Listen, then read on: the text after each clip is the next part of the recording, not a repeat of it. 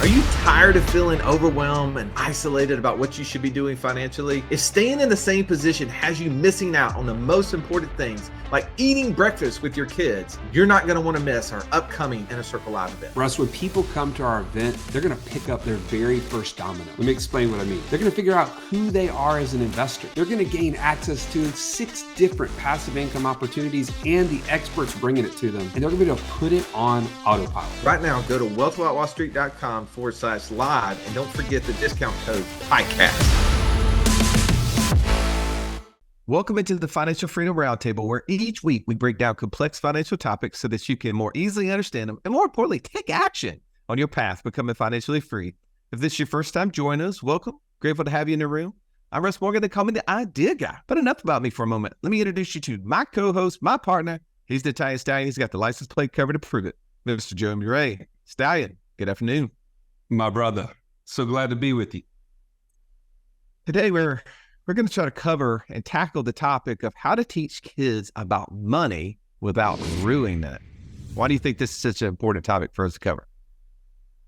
First of all, anytime we can get you to say the word ruining it, we should do it. It is a benefit to all who have the opportunity to listen. But besides that point, I would say, man, it's so important to pour into the next generation. We've heard the stories of families, super uber wealthy families. The Vanderbilts just come to mind as somebody who amassed this large amount of money, but they, for whatever reason, failed to transfer the knowledge of both how to obtain it and how to maintain it. And subsequently, they have depleted all of that money. It's gone to, it's been separated from them. And to me, it's like, man, if we don't take this seriously, what a missed opportunity, what a fail on our part. And so that's why we got to focus on it. We got to continue to learn to be better. This topic reminds me, yesterday we had a dog trainer coming over to train this new puppy we have. And, the dog trainer spends way more time training us, the human, than the dog, right? Like, training the dog is easy. Training the human's hard.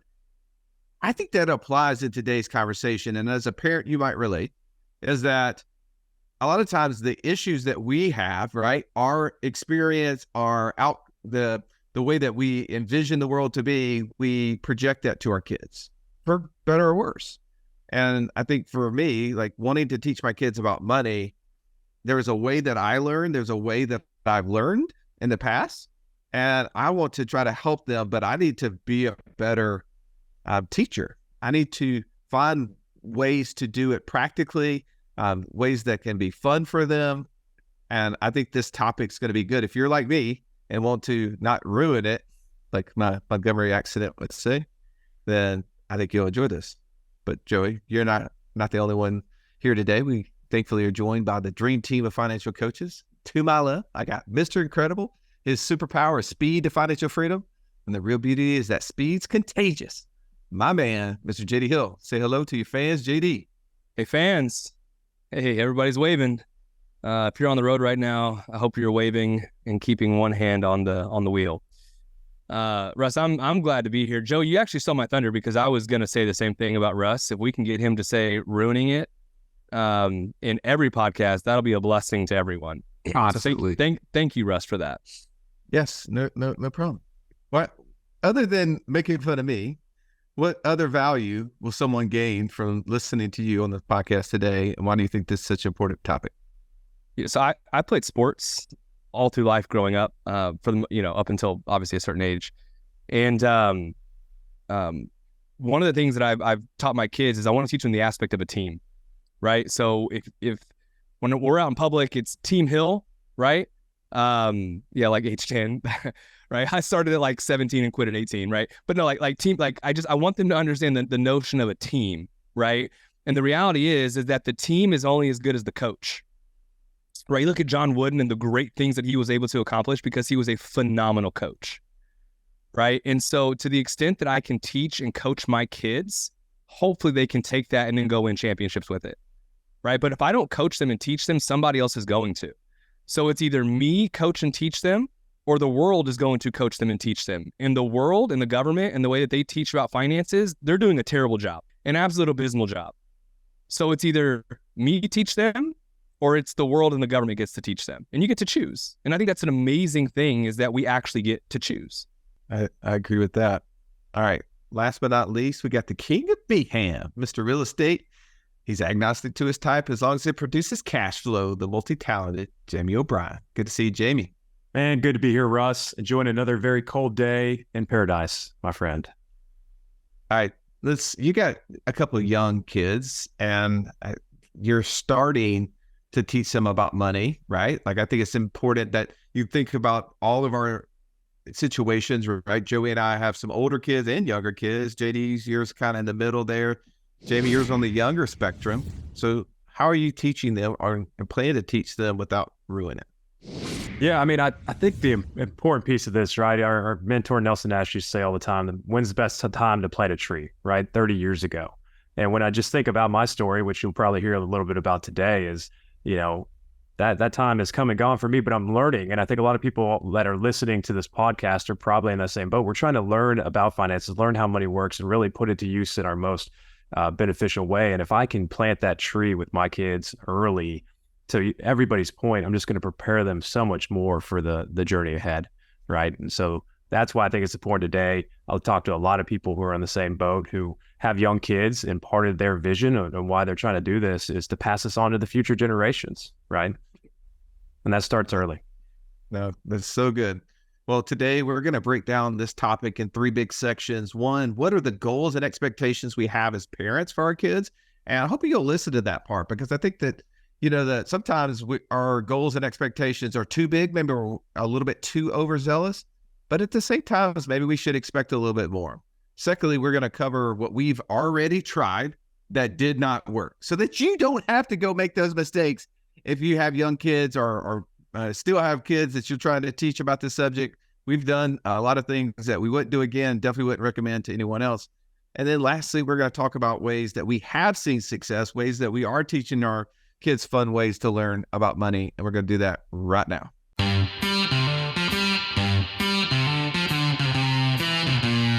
Welcome to the Wealth Without Wall Street podcast, your guide to understanding how to get out of the Wall Street rat race and start your own mailbox money lifestyle. Now, don't let these handsome Southern draws fool you. These financial minds are teaching our country to enhance savings, increase cash flow, and create passive income, all without the help of Wall Street. Are you ready to break through?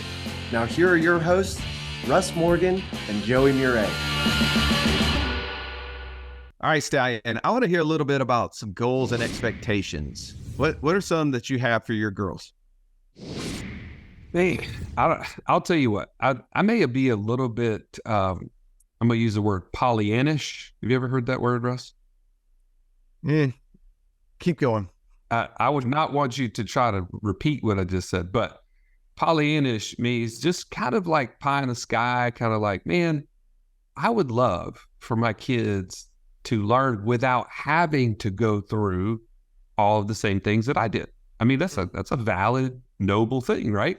Like, why would I want my daughters to go work in fast food and come home smelling like a greasy burger every day, flinging burgers and onions and, at the hot table like I did, or running A&W root beer out to people, spilling it all over myself. And, those were good days, but they were tough, and I had to trade that time for money.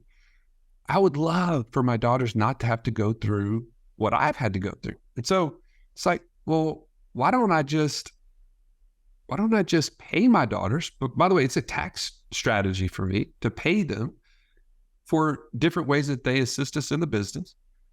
And then they can start investing in businesses that they don't ever have to go through working for somebody else, having this quote unquote W-2 lifestyle.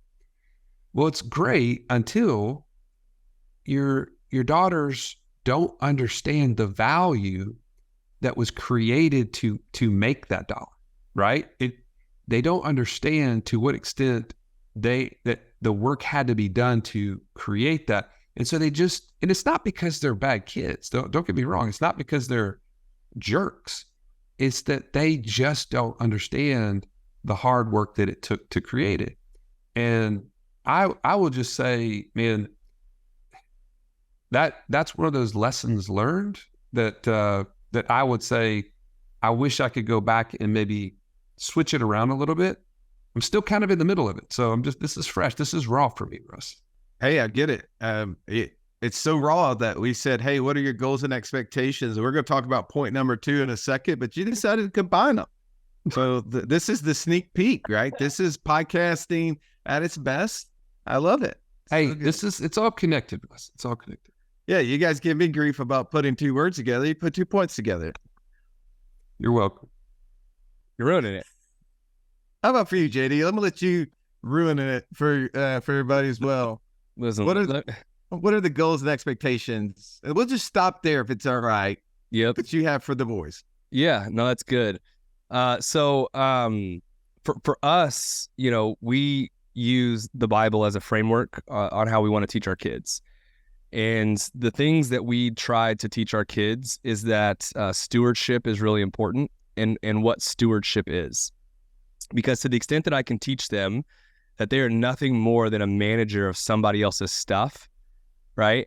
I believe it should at least, right, create this idea that, okay, I need to take really good care of this because it's not mine, right? And the better care that I take of it, then the more I should be trusted with, right? And in fact, the Bible talks about this in Matthew 25 in the parable of the talents. You have these 3 people that were given money, right, from their master, and it tells how each one of them stewarded those resources, and then the response from the master to those people and how they stewarded those resources, how they took care of his property that he gave them to go and grow. And so for my kids, we want to teach the same thing, is that we will give you more as long as you can prove that you can handle more. But if you can't handle more, you will not get more, right? And so there's this direct connection between those 2 things. And so for us, it's teaching them about stewardship and proper stewardship, that you're managing something that doesn't even belong to you. And you're graded based on how good you do with that. Those are so good. Yeah, love that. Jamie, how about for you? Man, I love that, JD. I love it a lot. And my goal is really, I'm trying to find a balance between appreciating money, understanding kind of where money comes from without making it scarce, right? Like we talk a lot about being good savers and making sure we put money to work and put it out there. Listen, our kids learn from us in a lot of different ways. And one of those is how we interact with money, right? And what I'm trying to do is build a foundation of financial education so they can start to make well-educated decisions with money at an early age, right? I didn't necessarily get that. I talked to a lot of people, and my story was I learned that my family had money. We didn't spend it extravagantly, but when my parents wanted something, they went and got it, right? We'll get into this, but I mean, like, that was my education. So how do you kind of build the foundation of there's a value to money? We can go work hard for it, or we can make it work for us, but there's so much we do behind the scenes that our kids don't see, right? So how do we get that value and that association of the dollar and how to use it most properly to our children? So that's something I think through with young kids. How to lay that foundation for them? I love that you said that you observed your parents when they wanted something, they wouldn't got it. And for me, I had this discussion recently with a couple of mine, and I asked them the question, by the way, am I okay to give level 5 conversations on this podcast? You guys good with that? Please. If you don't know what a level 5 conversation is, means that you're basically having a conversation openly about money and things around money.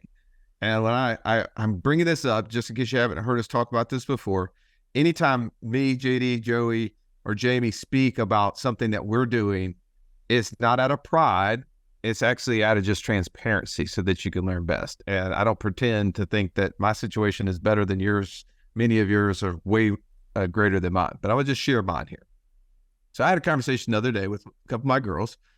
Because of what you were saying, Jamie, it makes me think about that, is that they see my wife and I, when there's something that we want, we go do it, right? Whether it's a trip, home, whatever it may be, right? Clothing sometimes.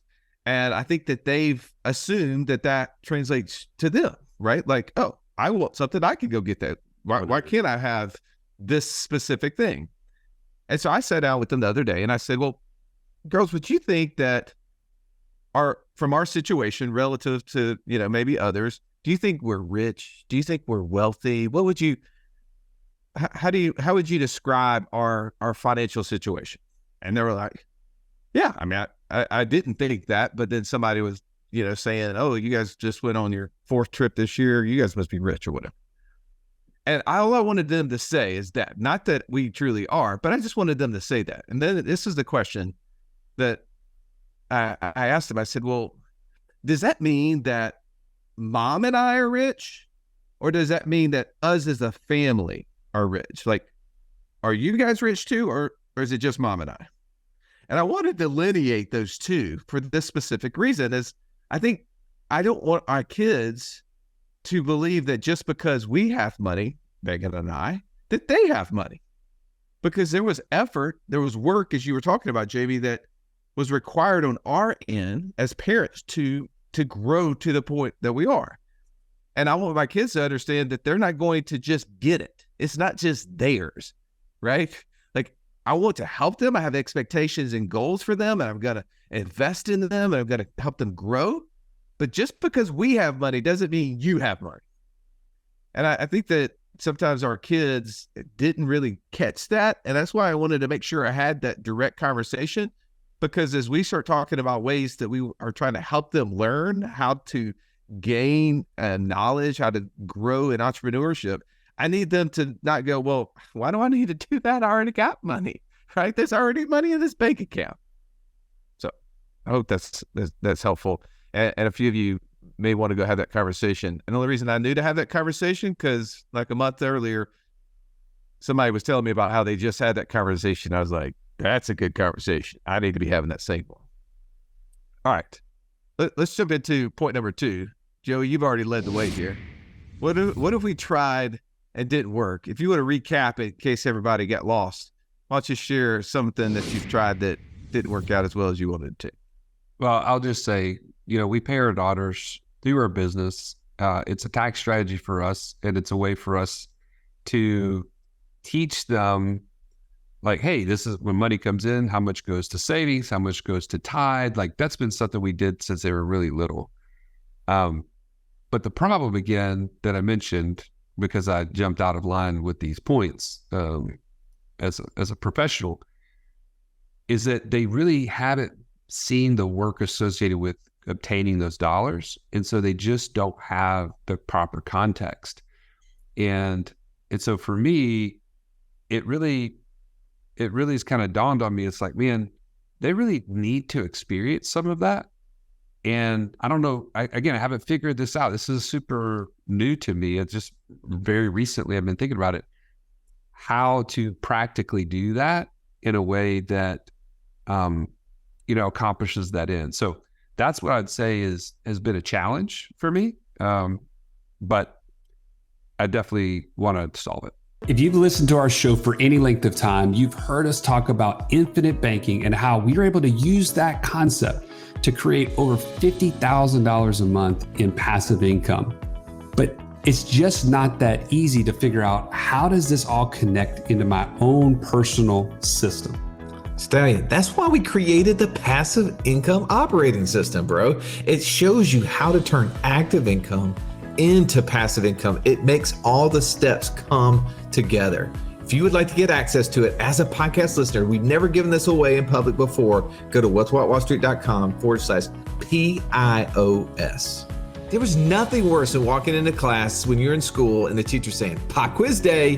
Why? Because you were unprepared. Are you unprepared though for financial freedom?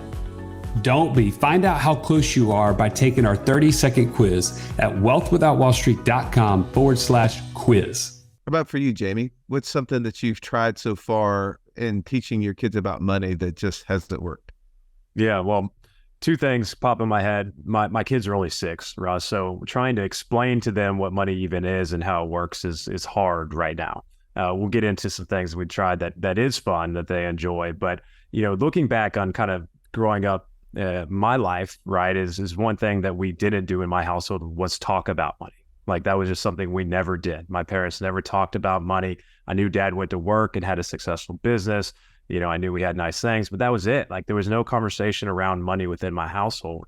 And I don't think that works. Like I think money is such a taboo topic. And obviously we're trying to change that, I believe here is to make that more of a household conversation. Because I think it's so important for kids just to be around that, right? Again, our kids are little sponges. They pick up on everything. And the more we talk about what we're doing with money, the more they're going to absorb. Yeah. I think that the old thing is like, oh, we don't talk about money. We don't talk about politics. We don't talk about religion. Those are just things you just don't talk about, right? We don't talk about Bruno.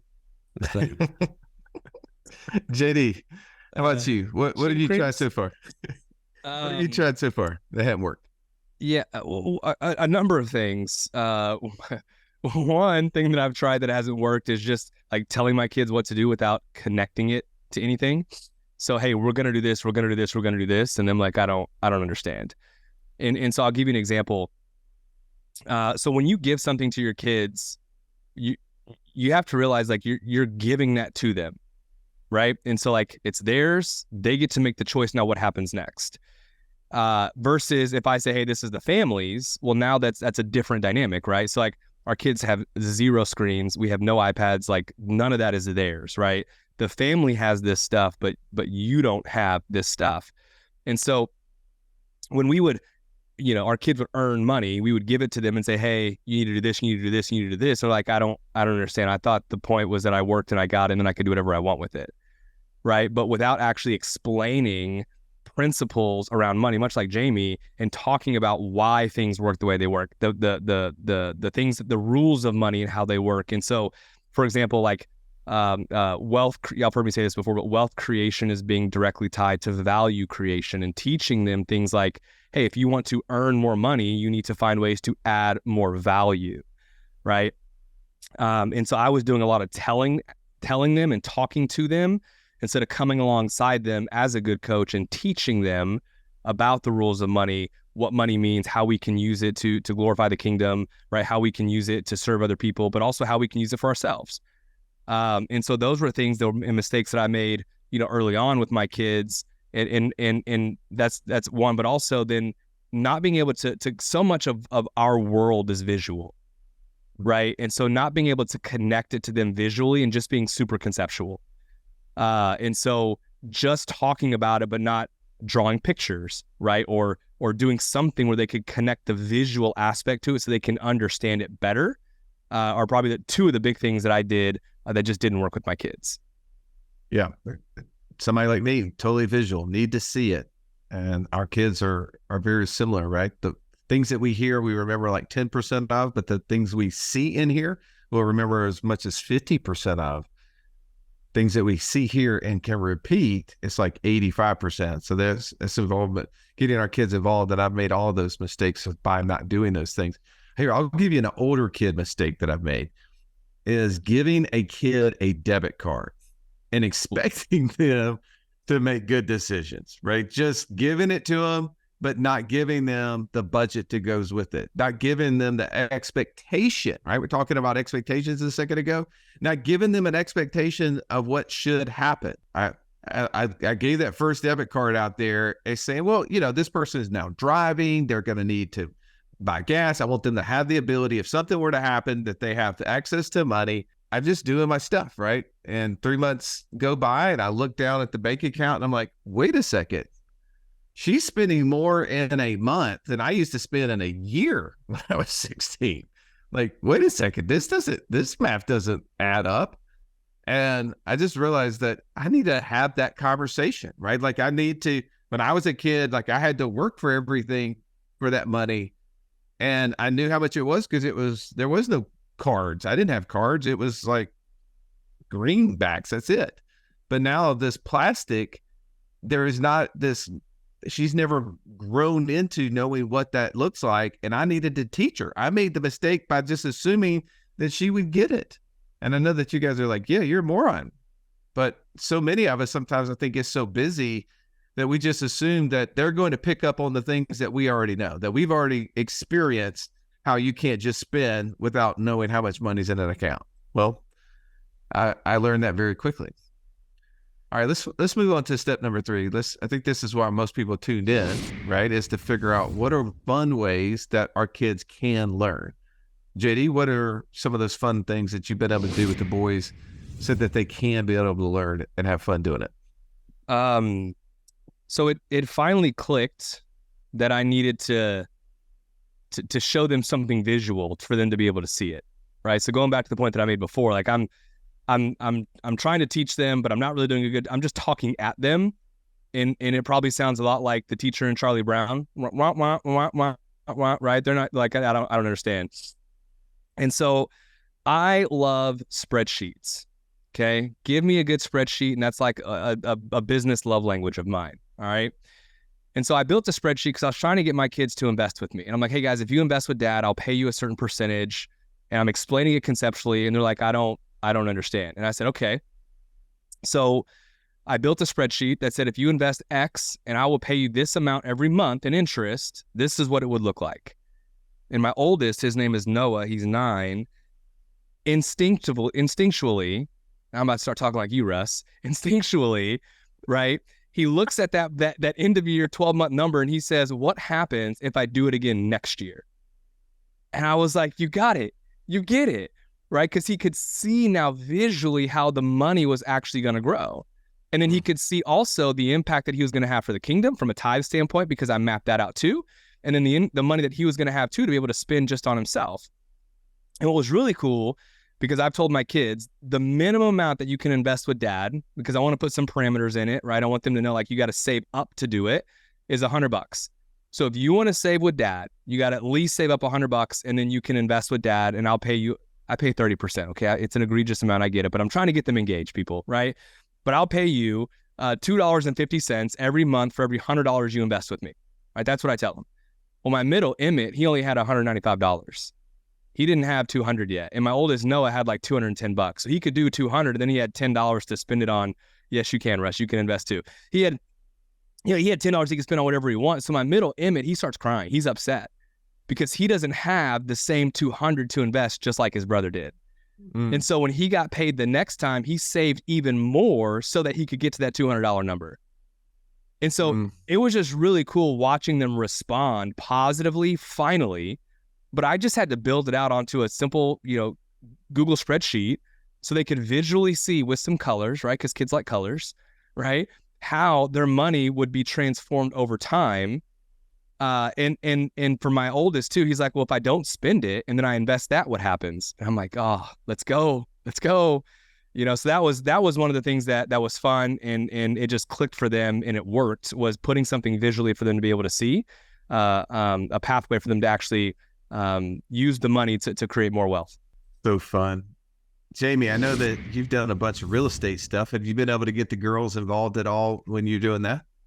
Yeah, a funny story. Actually, my girls' first closing was when they were about 6 months old. They came to a closing on a rental property. And I've tried to get them incorporated in every house we do. I talked last time about it. I feel like the biggest miss for me was not talking about money. And there's so much we do that happens behind the scenes, behind closed doors. And so when we're doing a flip or a project, I'm talking to them about what we're doing. I take them to the house. They actually get to kind of be part of walking through the house and seeing everything. They've helped us set up a short-term rental that we have that's active right now. And when I say set up, they're watching TV while mom and dad set up, but be part of the process. They understand that mom and dad own houses that people pay us to stay or live in, right? And so they start asking, well, does someone own this house? I was like, well, we own this house.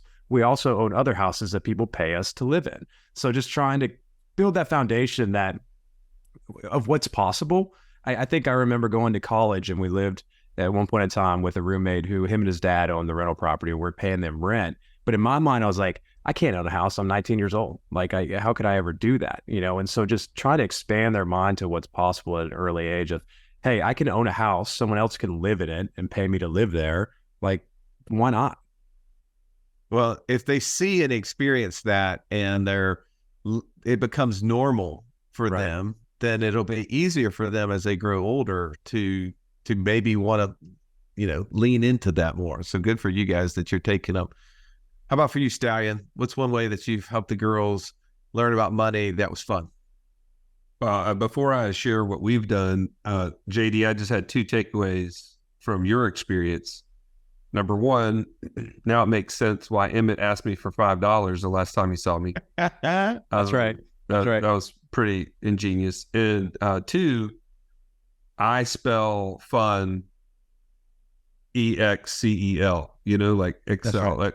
If I think of fun, it's always a spreadsheet. So I love that. That's so awesome. However, I'm not good at spreadsheets. So I use tools like Cash Flow for Kids, the game that Robert Kiyosaki created.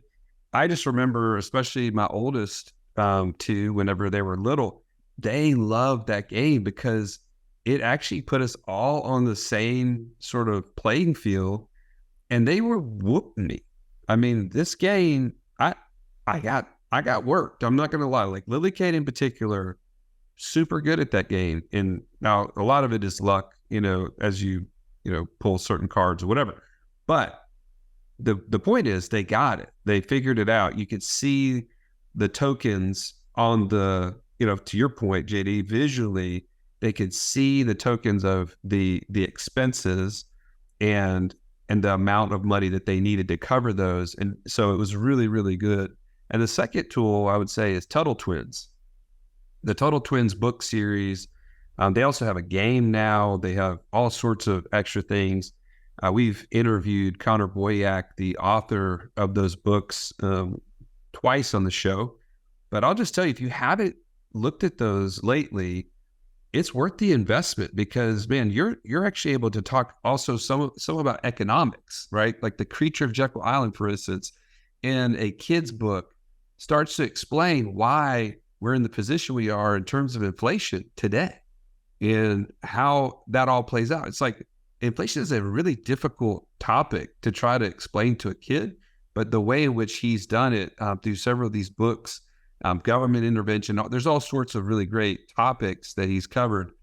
Just encourage you to use something like that because now I'm able to read with them at night. They're asking me, hey, can we read the next one? Like they have a momentum that is just to continue to educate them in the space. And it's been fun for me and for them. I tried to take the Cash Flow for Kids and then one up it, right? Like they had so much fun. Mine did too with that game. I went and bought Cash Flow, which is the adult version. And I think I messed up. That if I would have go back and give you one more point of something I did that didn't work, was trying to get them into the game Cash Flow, the adult version, too early. I was having to do way too much explaining. They were having to try to do too much math, and they were like, So now when I'm like, hey, you guys want to play the Cash Flow with me? They're like, no, I don't want to do that. And they used to have so much fun playing the Cash Flow for Kids game. I messed that up. So don't, maybe that's one of those. Don't jump into that game too early with kids. Maybe they won't want to do it with you. Here's something that I've been able to. One way that I've been trying to make learning about money fun is attaching it into a trip.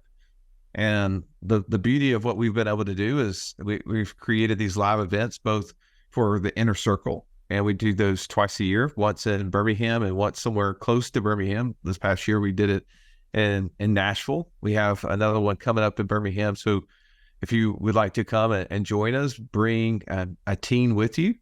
Go to whatwhatwallstreet.com/live and participate in that. But that's been one of the things is taking my kids to events like that. So having them show up, having them see other teenagers at those events and making learning not only fun, but also like normal, right? Kind of to your point, Jamie.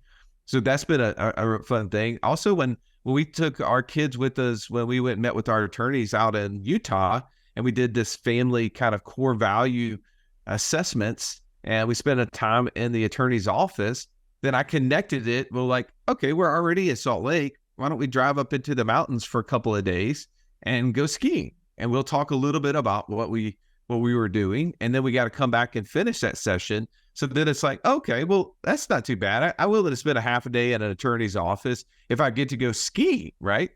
And then this summer, as our passive income mastermind got together, I was like, man, Joey, why should we not try to find a way to bring our kids? And JD, you brought your family with you. Like, let's bring them to this thing that we're going to go to learn how to build an investment fund individually. And let's bring our families down to this beautiful location. And who doesn't want to spend, 4 or 5 days in the beautiful BVI, right? I mean, so just connecting things like that. So maybe it's a game, maybe it's a book, maybe it's taking them to the actual thing, maybe it's a spreadsheet and paying them exorbitant amounts of money, like bribing kids. JD, I get it, I love it. Or maybe it's bribing them by taking them to an event that they get to like be around other people and there's some fun, whether it's skiing or it's surfing, whatever you're doing, right? I think there's lots of ways that we can make this fun. And what I've learned with kids is that it needs to be quick, right? Like their brains are not going to think 5, 10, 25 years down the road. It needs to be like 5, 10 seconds down the road. Like we got to have immediate results quickly. Otherwise they'll burn out. So the idea of, oh, we're going to invest your money in a year and a half from now, we'll see how it works out. That's never going to work, right? You got to have something quicker than that to show them how it's going. All right, gentlemen, this has been a good topic. I know we've gone a little bit long here. I appreciate each one of you for sharing, being open to have that level 5 conversation, talk about what goals and expectations you have for your kids, things that didn't work, things that have been working. I hope that you enjoyed this. Hopefully this is something that maybe you'll come into our community. If you're not already a member, go to what'swhatwallstreet.com/free call. Talk to one of our coaches about how to be in the community. I'd love for you to share your story. That's things that you're doing that's working so that we can learn from you as well. As always, have an amazing day. This has been the Wealth Without Wall Street podcast. Don't forget to subscribe to the show to break free of the Wall Street mindset and begin building wealth on your own terms in places you understand so that your wealth will never run dry.